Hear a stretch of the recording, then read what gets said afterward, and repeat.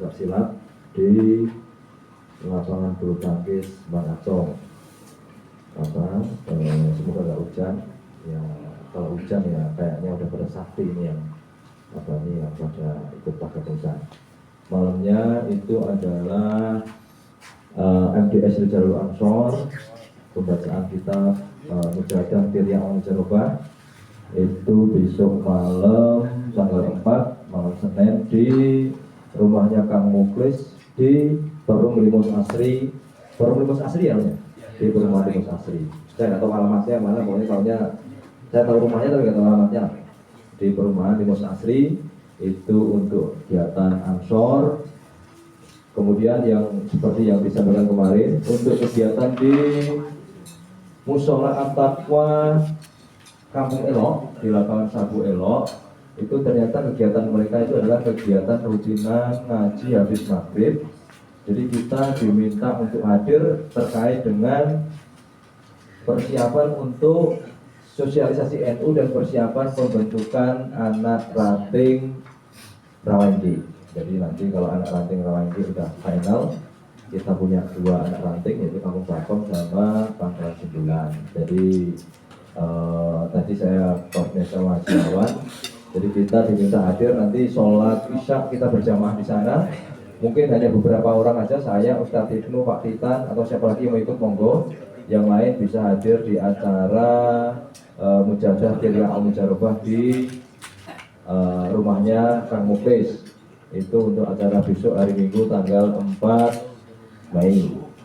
Kemudian dari Senin tanggal 5 Mei itu adalah halakohan Sadiliyah di Musola Al-Amanah Pangkalan 9 di tempatnya Pak Yusuf. Waktunya habis sisa jam 8:30, jam 9 nah kita biasa mulai ya.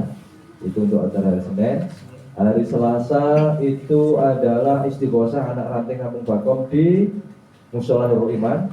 Hari Selasa tanggal 6 istighosah di Musola Nurul Iman, kegiatan anak ranting Kampung Bakom. Hari Rabu malam Kamis istighosah di Pak Wisko sekaligus pembukaan warung makannya Pak Agus Hermawan.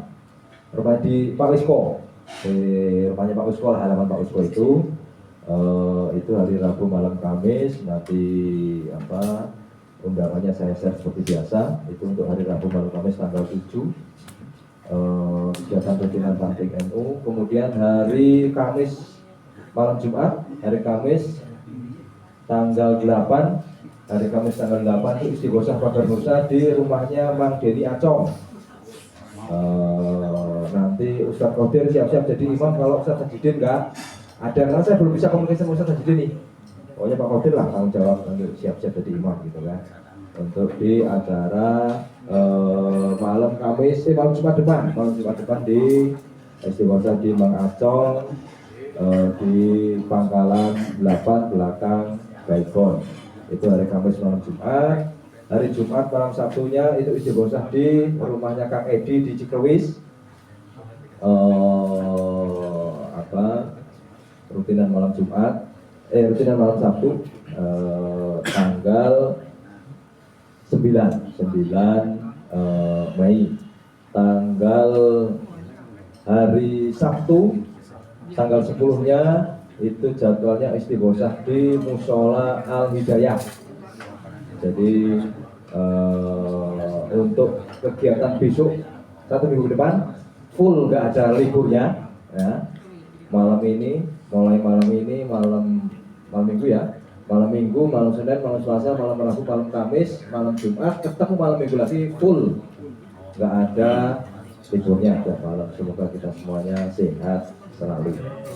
Terus sekali lagi besok malam saya harap Pak Ustadz Ibnu, kemudian Ustadz Pak Titan, atau siapa lagi yang mau ikut monggo. Paling enggak saya, Ustadz Ibnu, Ustadz Titan, atau Ustadz Suneci lah kalau mau ikut ya monggo. Nanti kita ke Musola At-Taqwa, kita diminta untuk sholat jamaah isyaknya di Musola At-Taqwa, sekaligus nanti rapat sosialisasi NU dan persiapan untuk pembentukan anak ranting NU Cikrewis. Strukturnya udah ada, tinggal melengkapi saja. Terus saya sampaikan juga hasil rapat kita beberapa waktu yang lalu di Padepokan apa saja terkait restrukturisasi dan pengajuan SK. Ternyata pengajuan SK kita itu bukan ditolak, diminta untuk memperbaiki.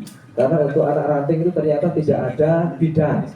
Jadi adanya adalah ketua, wakil ketua, bendahara, wakil bendahara, sekretaris, bidang-bidang kemarin tidak ada. Jadi saya ulangi lagi, ini hasil restrukturisasi rapat kita. Jadi sekali lagi restrukturisasi rapat yang kemarin kita bahas di Abah Jaja itu karena ada ketentuan peraturan Jam'iyah Nahdlatul Ulama yang tidak boleh rangkap jabatan. Ustadz Ibnu sudah mengundurkan diri karena rangkap jabatan dengan sekretaris MBC Cilengsi. Ustadz Titan harus diganti karena wakil ketua MBC tidak boleh rangkap jabatan dengan ketua Tasbidiyah Anak Ranting Ilmu Bakom. Kemudian Ustadz Adisana juga rangkap jabatan Rais Suriah Anak Ranting Pangkalan 9 tidak boleh rangkap jabatan dengan Khatib Suriah di MBC Cilengsi. Hal yang sama dengan Ustadz Fajrin, Sekretaris Suriah Anak Ranting Ilmu Bakom tidak boleh rangkap jabatan dengan Wakil Sekretaris MBC NU Cilengsi. Akhirnya karena ketentuannya tidak boleh rangkap jabatan, saya bacakan hasil restrukturisasi rapat kita.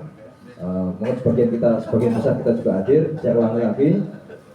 Untuk anak ranting NU Kampung Bakom, Rais Suriahnya Ustadz Kariman, wakilnya Ustadz Subi Al-Batani, sekretarisnya Ustadz Subadi, Akwan, Pak Titan Saputra, kemudian Pak Asep Tatang, kemudian Pak Margono, kemudian Ustadz Sarif, Pak Heri Susanto, Pak Dadang, Pak Ato, Ustadz Rahmat Hidayat, dan Pak Atak.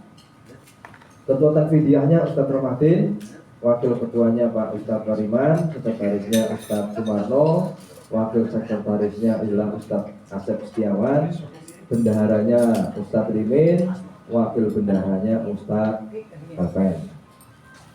Untuk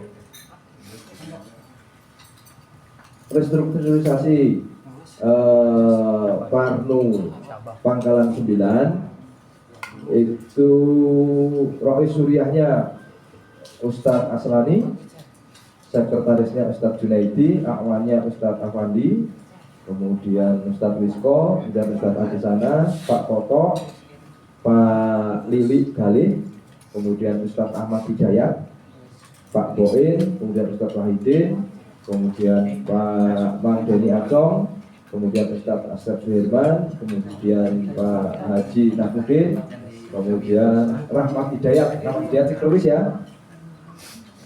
Kemudian untuk ketua Tanfidiyahnya Abah Jaja, wakil ketuanya adalah Ustadz Ismail, sekretarisnya Pak Usnan, wakil sekretarisnya Ustadz Dani, bendaharanya Ustadz Haris, wakil bendaharanya adalah Ustadz Muhammad Bisri.